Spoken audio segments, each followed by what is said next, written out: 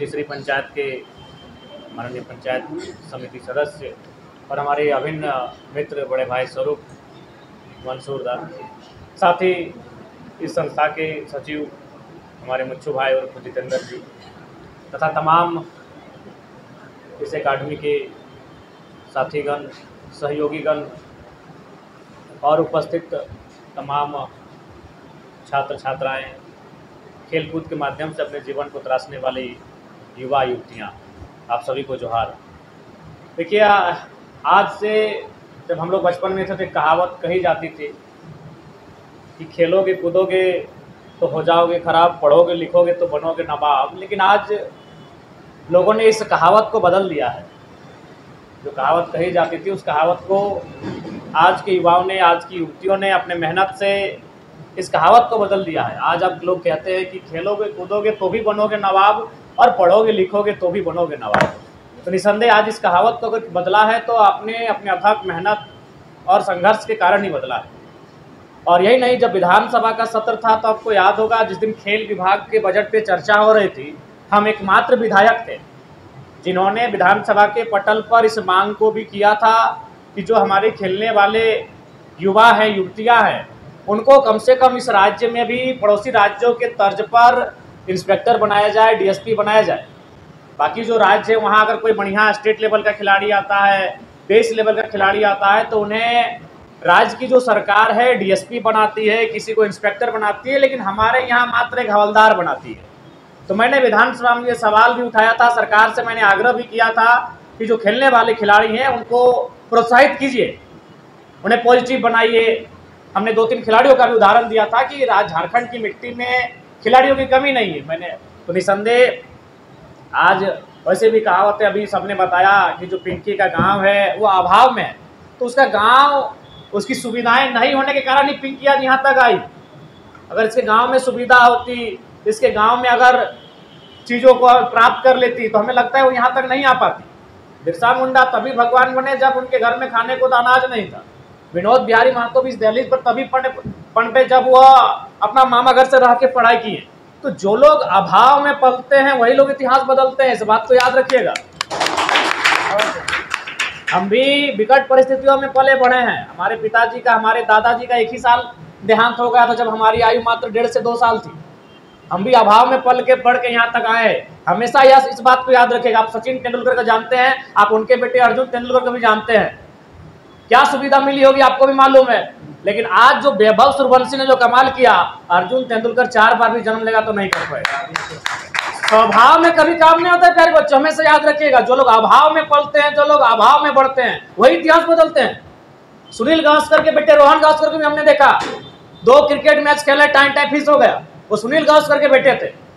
सचिन से पहले अगर भारत में किसी को जाना जाता था तो सुनील गावस्कर को जाना जाता था। आज सचिन का बेटा खेले लेकिन कुछ नहीं कर पाए, चूंकि वो स्वभाव में पले थे। क्या उनके पास कोई फैसिलिटी की कमी थी? वो चाहते तो अपने छत में ग्राउंड बना सकते थे, हर प्रकार की सुविधा को अपने छत में ला सकते थे। अब वो सचिन के बेटे थे। लेकिन आज कमाल किसने दिखाया? एक 14 साल के लड़के वैभव सूर्यवंशी ने 35 गेंद में सेंचुरी मार के दिखाया।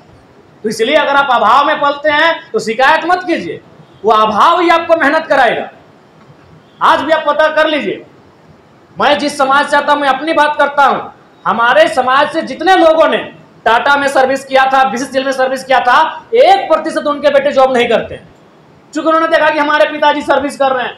हमारे तो कई साथी ऐसे हैं जिनका पॉलिटेक्निक में सिलेक्शन हुआ था, सैलरी था 22,000, बोला बप्पा ही 48,000 महीना उठो, हम 22,000 सैलरी कर पे। तो याद रखिएगा, स्वभाव में इतिहास बदलने वाले लोग नहीं आते हैं। जो लोग अभाव का सामना करते हैं वही लोग इतिहास बदलते हैं, चाहे वो पिंकी कुमारी रहे, चाहे कोई और रहे। इसलिए अपनी परिस्थिति से शिकायत मत कीजिएगा, अपने हालात से शिकायत मत कीजिएगा। आपको अपना 100% देना है, इस बात को याद रखिएगा। और ऐसा नहीं है कि आपको जापान और जर्मनी से उदाहरण लेना है, आप अपने गांव के बगल के लोगों से उदाहरण ले सकते हैं। आपके अपने क्षेत्र से कितने लोगों ने अपना नाम, अपनी शोहरत बनाई है, अपनी पहचान बनाई है। इसलिए मैं आपसे आग्रह करूंगा, आप अपने अंदर जो आपका जज्बा है उसे एक अवसर दे।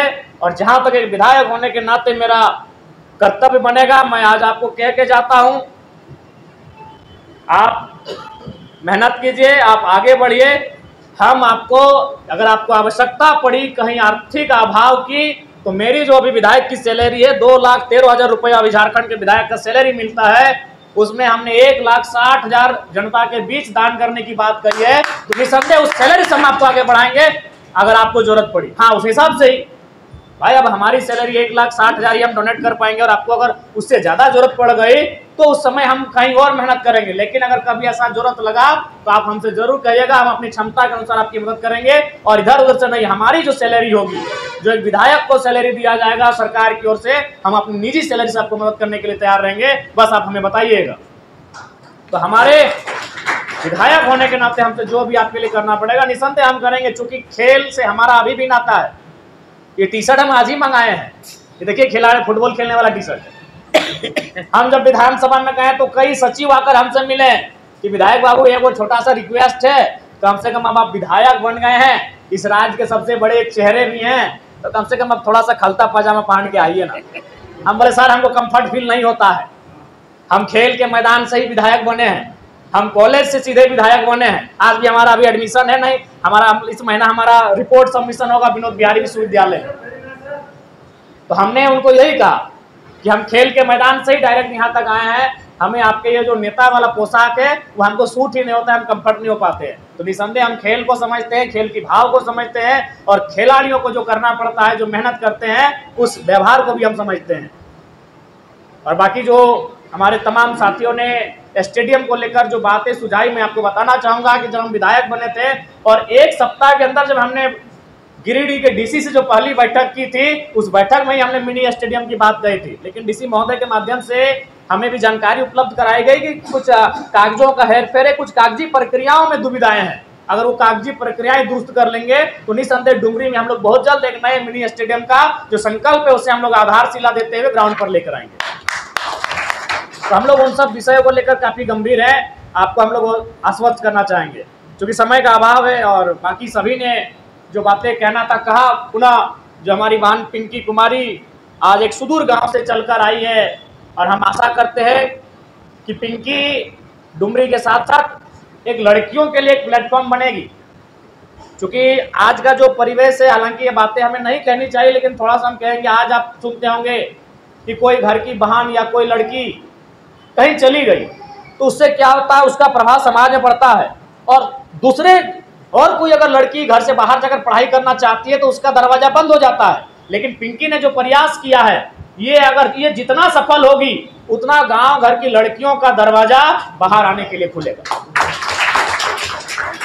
अगर पिंकी जितना सफल होगी, पिंकी का कदम जितना ऊपर तक बढ़ेगा, याद रखेगा पिंकी जैसी हजारों पिंकी अपने घर से, अपने माता पिता की जो चार दीवारी है, जहां लोग ये संकीर्ण सोच रखे हैं कि लड़की है कुछ हो जाएगा, दुनिया ठीक नहीं है, माहौल खराब चल रहा है, दुनिया ठीक नहीं है, लोग ठीक नहीं है, तो उसको अब क्या करते हैं कि जितना जल्दी हुआ ब्याह करके इसको विदाई करें। तो उस व्यवस्था को भी पिंकी जैसी बहन जब मजबूती के साथ समाज इस पुरुषवादी व्यवस्था में अपने आप को स्थापित करती जाएगी, बाकी जो लड़कियां हैं उनके जो सपने हैं, उनके जो हौसले हैं, उनको एक ताकत मिलने का काम होगा। तो इसलिए पिंकी पर केवल पिंकी की जिम्मेवारी नहीं है, पिंकी पर हजारों लड़कियों की जिम्मेवारी है जो अपने घर से बाहर आना चाहती है, अपने आंगन से बाहर आना चाहती है कुछ करने के लिए, लेकिन समाज की बंदिशें उसे बांध कर रख देती है। क्योंकि उसे कल अखबार में पता चलता है कि एक बहन किसी और के साथ बंबई फरार हो गई। उस घटना से तब समाज का मन विचलित होता है, उस घटना से माता पिता का मन विचलित होता है, और अपनी बेटी को चाहते हैं कि भाई से अब घर में रखा जाए, दुनिया ठीक नहीं है। तो उस स्थिति को, उस आचरण को, उस व्यवहार को भी पिंकी जैसी बहनें जो बैठी हैं ये बदलने का काम करेंगी। इनके लिए हम आपको शुभकामनाएं देते हैं कि आप मजबूती के साथ अपने लक्ष्य को निर्धारित करके आगे बढ़िए। आपके व्यवहार के साथ, आपके कार्यों के साथ, आपके कदमों के साथ हजारों बहनों के कदम ताल हैं, इस बात को आप लोग याद रखिएगा। पुनः आज के इस सम्मान समारोह में, आज इस विदाई समारोह में, विदाई यानी आज इनको हम बड़े स्तर के लिए विदाई दे रहे हैं। इस कार्यक्रम में उपस्थित सभी आगंतुकों, माननीय सदस्यों, सम्मानित जनप्रतिनिधिगणों, इस एकेडमी के तमाम ट्रेनर, जिनके माध्यम से आज डुमरी जैसे सुदूरवर्ती ग्रामीण क्षेत्रों में यहाँ की युवतियाँ, यहाँ के नौजवान आंखों में बड़े सपने संजो रहे हैं, आप सभी को धन्यवाद देते हैं। पुनः आज के इस कार्यक्रम में पिंकी बहन के उज्जवल भविष्य की कामना करते हैं और निसंदेह पिंकी, जहां आपको आवश्यकता पड़े, आप अभी दूसरे प्रदेश में जा रहे हैं ना, उस दूसरे प्रदेश में आसाम में जा रहे हैं। आसाम में आपको लगे वहाँ कोई भी असुविधा लगे या फिर आपको कहीं भी आर्थिक अभाव लगे, आप बेहिचक हमें फ़ोन कीजिएगा। आपका फ़ोन कटने के आधा घंटे के बाद हमारी हैसियत के अनुसार आपको सहयोग आसाम पहुँच जाएगा।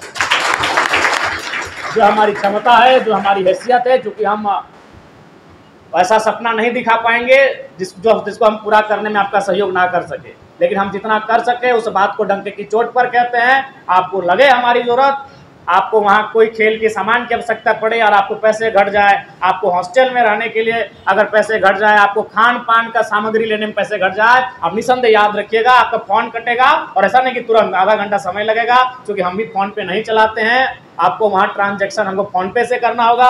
हम किसी के माध्यम से आपको आधा घंटा, पौन घंटा, 1 घंटा में ज़रूर करेंगे। ये आपको तमाम लोगों के सामने हम वचन देकर जा रहे हैं, लेकिन अपनी क्षमता, अपनी हैसियत के अनुसार करेंगे। इस बात को भी आपको कहेंगे। ठीक है, ज़्यादा समय नहीं, चूँकि इसके बाद भी हमें फिर अभी 4-5 विधानसभाओं में कार्यक्रम है। पुनः आज के इस कार्यक्रम के लिए सभी का हम धन्यवाद देते हैं और सभी से आग्रह करते हैं कि आज हमें आवश्यकता है पिंकी जैसी तमाम बहनों के साथ खड़े होने की, जो यदि अपने सपनों में साकार हो जाएंगे तो पिंकी के साथ साथ हमारी घर की जो बहन है वह भी कहीं ना कहीं अपनी मानसिक रूप जो है उसे मजबूती प्रदान करेगी और अपने मंजिल की ओर बढ़ेगी। पुनः सभी को धन्यवाद। जोहार।